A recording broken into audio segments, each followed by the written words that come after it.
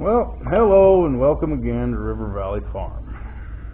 It's been an interesting week around this place. Anyway, I brought the little 150 Massey over here to my mom's place with a sickle mower on it, in hopes that I would get to mow some hay with it and run on. As you can see, there's the 150 right there. Well, being as its wonderful design is that the 3-point and the remotes don't work independently of each other, meaning that you have to flip this valve. Actually, it's in remote position right now, and put the lift lever all the way back here to get the remote to work. And then, of course, naturally, since it's a 40-some-year-old tractor, probably the lift bleeds down, so I ended up breaking a PTO shaft on the mower with that one. Anyway, so then the mower is over here, and we'll talk about it again in a minute. But I put it on the stupid Ford, as you can see. Just trying to get something done. Now, this 3-point setup that I've put on it, I'll explain in a minute. This was just a lift arm hitch mower, and then it has this cylinder that raises and lowers the bar. Okay then, so I put it on this tractor, and then come to find out that the cylinder lift by itself, raising the bar up, wouldn't clear this hay that when it was laid down was still a foot or probably 18 inches piled up on the ground. It was fun cutting with a sickle bar, even what little bit I did get cut, but we did get it cut. So, in response to this bar not being able to raise high enough, I borrowed some parts from an old bush hog, rotary mower, whatever you want to call it, and put a top link bracket on this mower so we could then raise it up higher. And also make it better for transporting the machine too, because then we don't have to rely on this tail wheel, which, as you can see, has seen its better days, or at least the tire has. So, got all that done. Got down to where I could pick it up so I could make turns, and everything was working. Oh yeah, in order to make the stupid Ford, since it has a loader on it, work to raise the bar, I had to disconnect the hydraulic lines from the loader, and I got this piece of angle iron to hold the loader up so I could keep going. All this was done spur of the moment, on the fly, all that good stuff. So yeah, we had that issue to overcome. So I got all this done in one day and was mowing hay again. Got off the tractor to clear some stuff off of the sickle bar so it would mow better. Got back on the tractor. The only gear I could get it in was in reverse.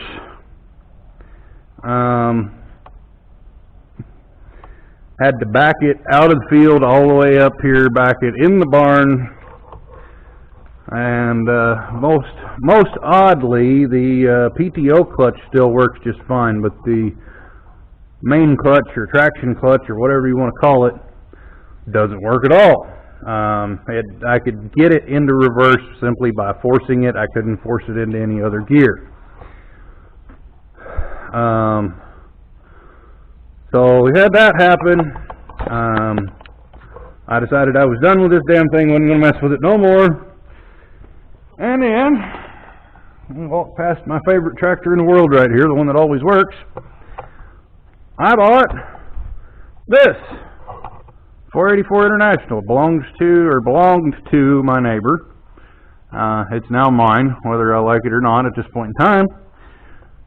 Matter of fact, purchased this yesterday, which was Saturday the 27th. And, good, solid, little dependable tractor. Recently had an engine overhaul done by one of the local greatest tractor mechanic in the world guys, and anyway, he couldn't make it stop doing what it was doing. They did a complete engine overhaul, had the head rebuilt, had the injection pump overhauled right here, this little guy right there. It was overhauled, and it still missed, and it was still pumping straight up liquid fuel out the exhaust. So neighbor called me in to look at it, and I came up with it had a bad injector on the number 2 cylinder. We rebuilt all the injectors on this little tractor, put it back together. Ran good, still had fuel built up in the muffler though, so it smoked like a train. He took it out and ran it, and everything was getting really good and better with it. He made up his mind that he didn't need 2 tractors because he had this one that had been such a pain in his butt for so long, and he'd gone out and bought a little New Holland tractor. So as I was using it yesterday to run this baler, and we were still in the testing stages on the baler, it started leaking coolant. And I've already tried to epoxy this up, and it's just not working out for me. But anyway, this poor little tractor started leaking coolant down the side of the block. Anyway, you can see this should all be flat right here. It is not. That epoxy, it actually took right there, so I got to get rid of that stuff somehow. I'm gonna braze this up, is what I'm gonna do. It'll work better that way, I hope. And then, I hope I'm gonna be able to braze it anyway. This is actually an aluminum manifold, but that is your coolant manifold that goes on the side of the head. Goes in that port and that port. It's not eating up the head at all, which is good, but, you know, these little tractors are kind of known for their electrolysis and cavitation issues. But anyway, if it was me, when I overhauled this engine, I'd have called the dude up and said, hey, I got a problem. I need a new one of these. It's $99.95. You know, whatever the price may be. That's what I found one for that was out of stock anyway. But you know, as I said, greatest tractor mechanic ever, local guy. It didn't work out so good for him. So I got this thing to deal with now too. I will say I got it cheap enough. You know, it's not a perfect little tractor by any shape or form, but you know, it's got some wear issues with different things, and you know, the brakes hold, but they're not real great, like is typical with these tractors. Parking brake doesn't hold at all, very typical of these little tractors. But you know, hey, it was running really good and doing all that kind of sweet stuff, and the PTO worked, and the remote hydraulics worked, the lift, the 3-point, it goes up and down with the draft control, not with the, not with the lift lever, so I have no position control. It's just up or down, which, you know, should be relatively easy to overcome, should be. But anyway, guys, that's what's been going on around here. This purpose of this video is to work on the knotters on that baler, but first I got to fix the tractor so we can do that. So bear with me while I go do some stuff. We're already 9 minutes in. Okay, good enough. Hopefully you enjoy listening to me talk. Okay, so now that I dug all my epoxy out, you can see just how bad this thing really is. That should not be like that. This one over here would probably still hold a gasket, but we're going to braze it up anyway. This is just, yeah, I don't really know what to call this. This is stupid on anybody's part to put this back on anything. But since it's Sunday, and as I said, I'm probably going to have to buy the dumb thing from Case International. just so I can get one. And who knows how long it'll take to get one of those, but anyway, or how much it's going to cost either, for that matter, since I'd have to go that route. But anyway, we're going to try and braze this one up and see if we can get it to where it'll at least hold a gasket, and then we can go back to work with the tractor. Oh yeah, and also, since I've been talking about all this stuff that's been going on, I closed on a house this past Friday, so yeah, now I got to move and all that good stuff. So yay me, I'm just going to be busy as hell. So yeah, as I said, this purpose of this video is that baler. So I guess let me do what I got to do here, and I'll get back to you. All right, so I've got the water manifold cooling off over there. So on to the purpose of the video, I suppose. The other day when last we were messing with this thing, the outside or left knot or whatever you want to call it here wouldn't tie anything ever, and this one was doing good. Well, I've since been making lots of adjustments and tweaks to little things here and there. I've got this one so that it ties, and now this one over here won't. So first thing I got to do is I've got 3 twines wrapped around the on the bill hook, twine hook, whatever you want to call it, down in here. So we're just going to raise this knotter up and get that cleaned off, put it back down in here. I'm going to make some adjustments to this, which is your bill hook tension. We're going to try and tighten it back up a little bit. So anyway, let me get this thing ripped apart and we'll go from there. Okay, so I got the knotter pulled up, and you know, this is what I pulled off the bill hook or twine holder, whatever you want to call it.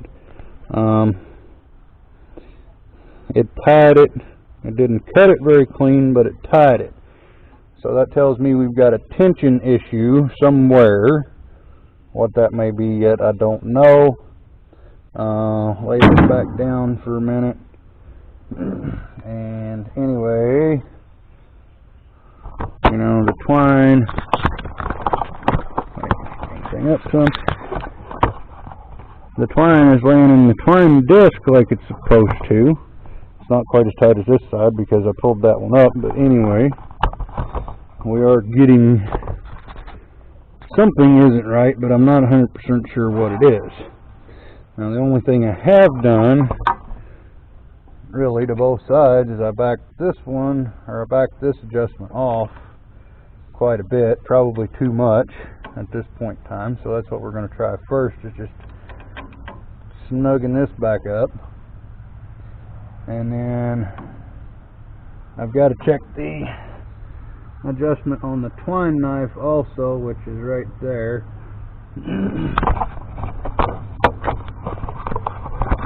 Point in the right direction maybe. So this is your twine knife right here. So I'm going to have to check the adjustment on that also, which I got to read the book to do that. So anyway, let me get the book and we'll find out how to do it. Alright, so as with most things, this is hard to do by yourself, but anyway, it says trip the knotter clutch by hand as such.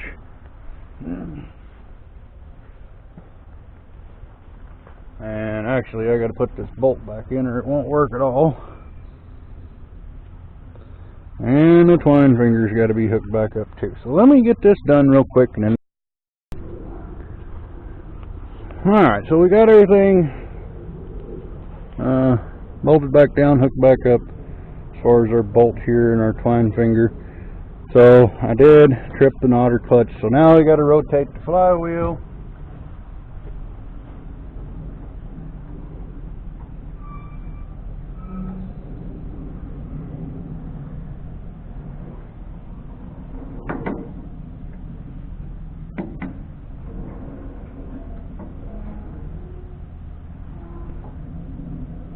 So our knotters have started to turn. It'll stay there like that. So now we gotta double check some stuff here. Which everything is looking okay currently.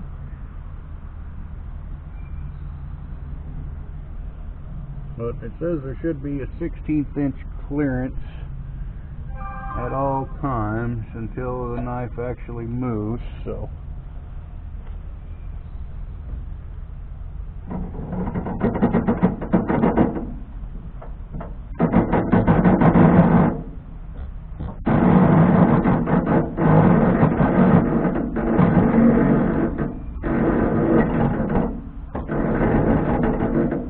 our needles are coming up now.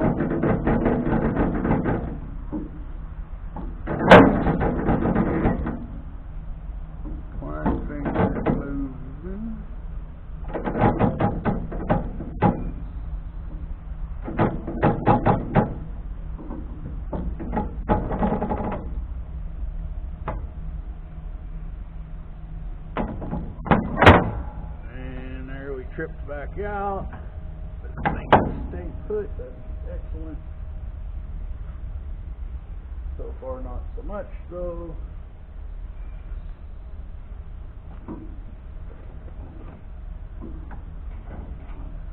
Relax that thing in, that'll hold it.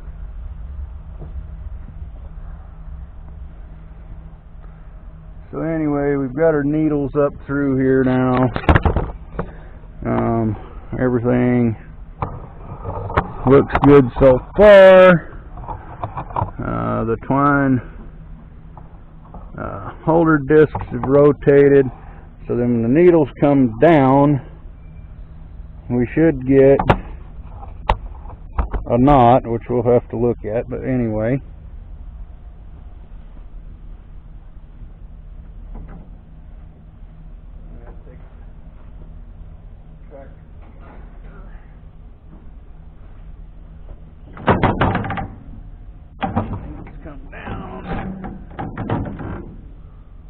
Stripper arm moves over.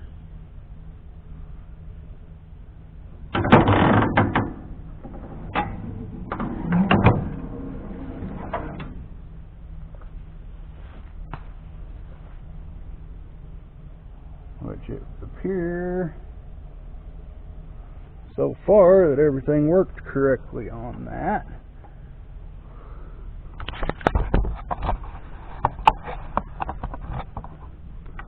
Other than, of course, pulling the knot off the bill hook, which is generally accomplished by pounding more hay through the thing.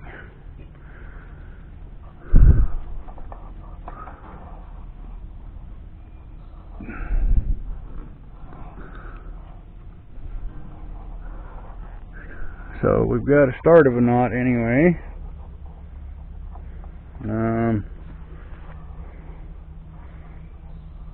Yeah. Alright, so basically I need to put the tractor back together and then we can see if we can feed this thing and make it run or not. I'll have to do that, I suppose. Oh, okay then. I think I'm going to give up for today. My water manifold repair didn't work, so we're going to have to buy a new one of them. Meanwhile, I could back this out, put the baler on the Massey, and go on trying to get it to work out right, but I just have run out of, well, shall we say, gumption for the day. I've made several adjustments to it, got it to start tying again on the right, but it will not pull the string off the left bill hook again when you're baling with it, so though it is tying a really good knot. Anyway, I gotta go move some stuff around and get ready to move into my new home, so the baler and the tractor's gonna have to wait. As I said, we're gonna have to order a new water manifold for that thing, but anyway guys, hopefully your luck is running a little bit better than mine, but if it's not, hey, at least you're still breathing. Chances are it could get better. Anyway, That's all for now. Thanks for watching. Please comment, rate, and subscribe for more, and we'll get back to you.